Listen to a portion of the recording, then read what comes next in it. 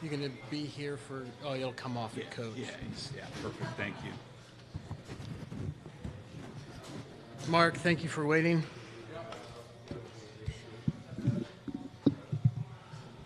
We're not usually this unprepared.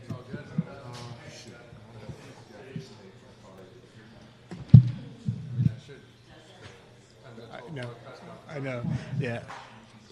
1, 2, 3, 4, 5, 6, 7, 8, 9, 10. Tape them around here.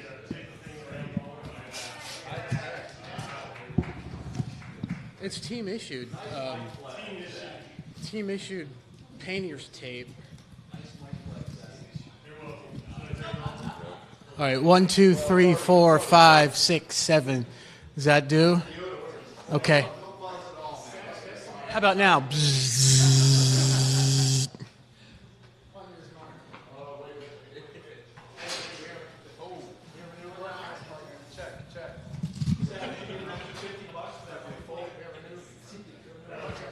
Sorry, Mark.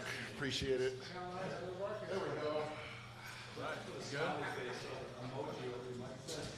Good. Let's cut this stuff out. All right, hit it. Can you take us through about the last 48 hours as far as how much has changed, how you're trying to get ready for this week, and just the whole transition? Sure. You really just plug back in to your normal routine. We got a little bit of a short week because of a Monday night, but like we established the other night, there's no excuses. We're charged with doing a job. We're excited to go out and play. We're ready to go execute, and that's what this week of prep is for. So as soon as the game's over, you get your film done on the plane on the way home.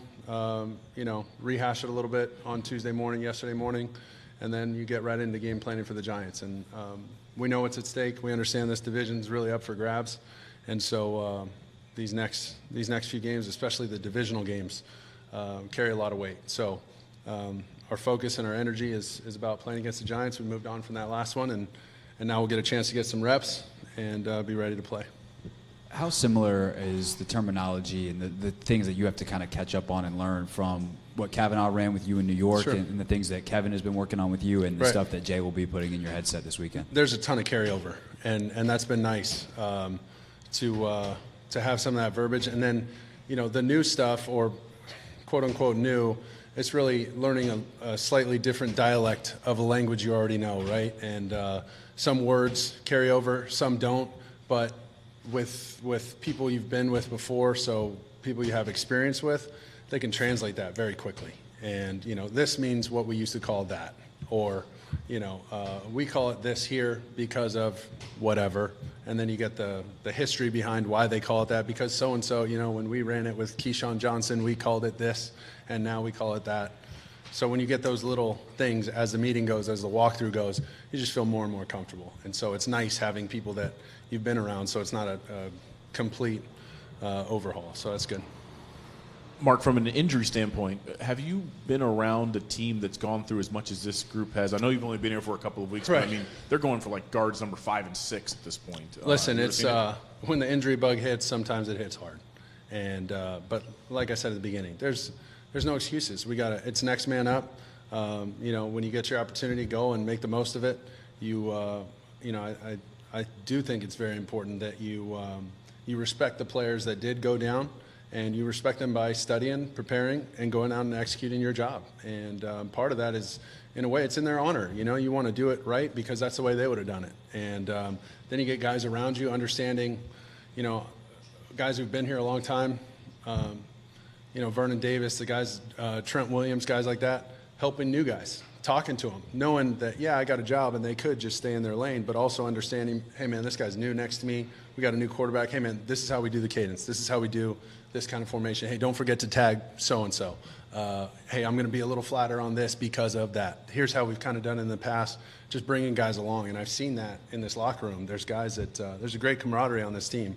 And they really understand that we're down some guys, next man up, and let's roll. how surreal is this for you? Because 3 weeks ago, as you said the other day, you're on your couch watching these games. Now you're up here and you're in charge. I was working out a little bit. Okay, watching the game. Yeah. Okay. Come on, man. Working out a little bit. But how surreal is it, though, to go from that to now in the position you're in where you're the guy leading this team down the stretch? Sure. It's, listen, in some ways, 2 weeks ago it was an unfamiliar position, but really, historically, it's a familiar position. And that's what makes it fun. You work for something, you pray for something, and then it finally happens. You don't care what the circumstances are. You're just happy to get a shot, and not to prove anything to anybody else, just for you and the guys that I've just met, that I've grown close to in just a few days. You want to play well for them. You want to play well for the guys selling out, pushing for first downs like Jordan Reed did the other day, for that 2-minute drive that we had before the half. That kind of stuff is huge. To put new guys in there, a new quarterback, and go and execute a 2-minute drive, that's not easy now. So, and it took a lot of help and a lot of extra effort from players. So, it's a great situation. I couldn't ask for anything better, and I'm excited. I'm excited about it. And how do you go from, because you got to learn the playbook, you learn the Sure. plays, but you also have to learn these players. So how Right. how do you can get up to speed and you can study at night, Right, learn right. the playbook. How do you catch up learning the receivers that you now have? It's funny, you hear a lot of the old coaching adages, and guys are talking about running certain routes, and in my head I'm thinking how I've seen this guy run a route or whatever, and I just keep reminding myself, you're not running the line on the page, you're running the route. These guys are going to run their routes, they're going to have their nuances, and it's going to be up to us to get a couple extra reps here and there, talk about some stuff, watch some tape together, and whatever it takes to get the completion, to get the first down, to put us in field goal position, to put us in scoring position, we got to do it. And we have, like I said, we have a bunch of guys that are really championing the cause, and they know what to do. They know how to bring other guys along, and we're excited to work together.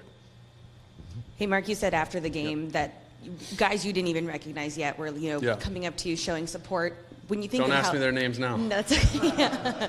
When you think about these next 4 weeks, what does that mean to you, knowing that you have this team's support, considering you are the third starting quarterback for this team? Well, it's huge. And whenever your peers recognize, one, they recognize the situation, and two, they understand how hard I'm willing to work, that means a lot. And peer recognition is, in my opinion, the most important thing, especially when you get to the top of your profession. These guys are the best of the best, and everywhere they come from, they're the all-star. Their names, their jerseys are hung up in their high school gyms. So when those guys start to recognize, hey man, this guy's here to work. He's here to win. He's on board, and he'll do whatever it takes. That means the world to me. And so they've just reciprocated that to me, and we'll just keep our head down and work. And I'm learning along the way as well.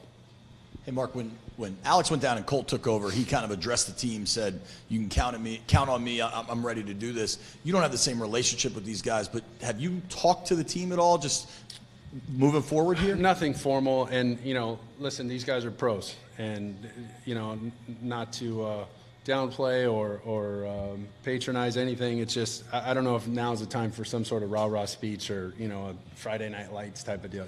It's just, hey, man, we're here to play ball. This guy knows how to play. He's done it before, meaning me. And let's go execute. Let's see what happens. Let's see what happens when we put ourselves in a good position. Let's see what happens when we execute on a third down and get ourselves to third and manageable without some of the procedural penalties and stuff like that. So guys understand what's at stake, and there was no real need other than just individual stuff with guys as I see certain things, the way I see the field, the way I see certain reads, those kind of things. I'll grab a guy here or there. Hey, here's what I'm thinking.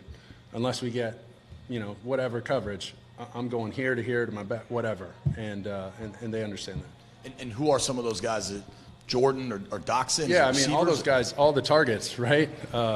Whether it's handoff mesh points with AP and Bibbs and Marshall. Yeah, it was a pretty good handoff, huh? AP and that was crazy. That was unbelievable.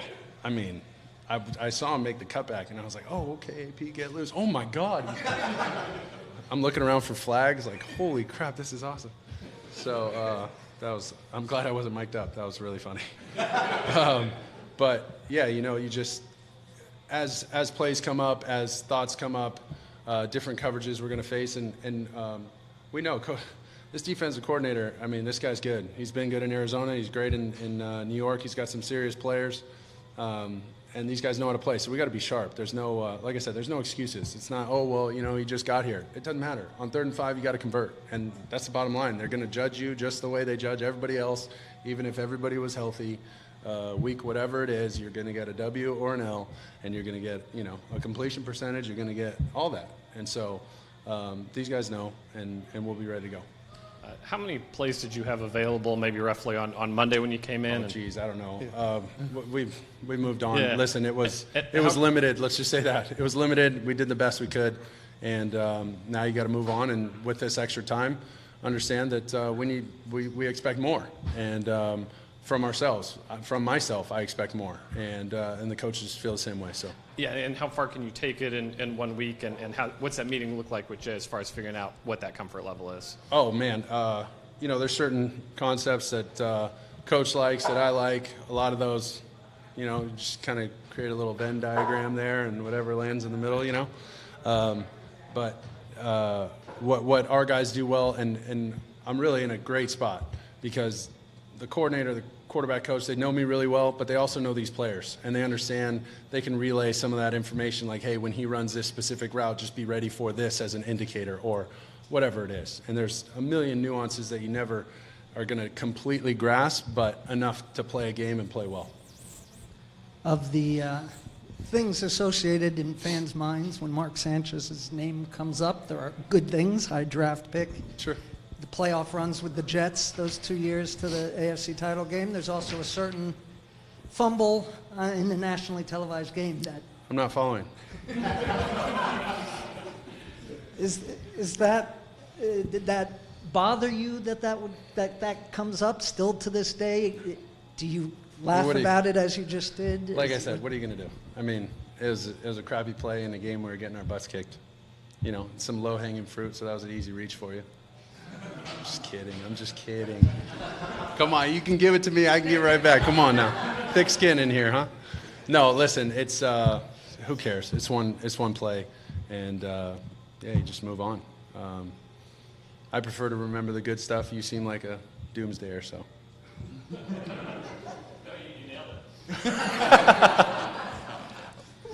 After watching the tape and having the chance to go back after it, do you feel any differently about how you played Monday night versus how you felt when you walked off the field? Oh, I knew I left a couple easy ones out there and let the one on the rollout get away from us because we had just gotten a first down and you know we were starting to move the ball a little bit. Had a couple of negative plays, procedural stuff that we'll be able to knock out, and that'll, you know, when you get into 2nd and 15, 2nd and 20s, you're really behind the sticks, and now you're kind of reaching for plays, and at the same time trying to be smart and make sure the defense isn't right back on the field, you know, give those guys a break. So we had a lot of those things working against us, but I think this week a lot of that will be cleaned up, and those easy ones, you know, the routine ground balls, you gotta field them and throw the guy out, you know, and I missed one over the middle to Chris Thompson. I threw it a little high. I mean, immediately after the play, he's like, my bad, man, my bad. I'm like, dude, that's gonna be under your numbers. Come on. That I can do. You know, I know I can do that. So we'll hit the easy ones, and then when it comes time to make a play, I know how to do that. And these guys are awfully athletic. They got great hands. They understand spacing really well. They understand broken plays, and so they'll be coached up, ready to go. How are you a different quarterback? And Jay made a lot about your playoff experience. How do you feel like that helps you in a situation going forward like this? You just know what's at stake. And without that kind of experience, you'd never know. I think, you know, talking with even some of the coaches, there's a mentality at 6-6 for a lot of teams. I mean, a lot of teams find themselves in this position, and I can only relate it to what I know. And I just remember my rookie year, we were about right here. And I didn't know any different. I'm like 6-6. We won a bunch of games in college. We won a bunch of games in high school. Either we suck as a team or I'm playing crappy. Like, this is all bad. This is all bad. Everything, you know, and there's no way we're going to do anything about it. And I just remember the older guys, hey, man, this thing, we got this last quarter of the season. Just wait. The Nick Mangolds, the Alan Fanekas, the Bart Scotts, those guys, hang in there. Just trust the process. Go through your reads. Make sure you throw it to the right color jersey. and we'll be just fine. You know, those kind of pep talks to a 22-year-old rookie, these guys just don't know, and they've never experienced that. And until I heard that and went through it, you don't realize how close 6-6 is. You get to 10-6. I mean, we just got to get to 7-6 first, but you get to 10-6, and we're talking playoffs now. We're talking about something important, and so that's the global scale. And now, okay, we understand what we're doing. Let's get right here. Let's get right down to the most important thing, and that's playing on Sunday at home in front of our fans. Let's go execute. Let's just go execute and see what happens. You know, don't worry about all that stuff in the future. We know what's at stake, but let's just execute. See what happens. Have fun at this practice. Let's go knock out this walkthrough. Let's go get through this practice. Let's get that lift. Let's see what happens. And you'll be better for it. I know that for a fact. I can promise those guys that. I can't promise them the playoffs, but I can promise them they'll be happy, thinking back, win or lose. Hey, man, I gave it everything on Wednesday. So that's kind of where I'm at. Yep. Thanks, guys.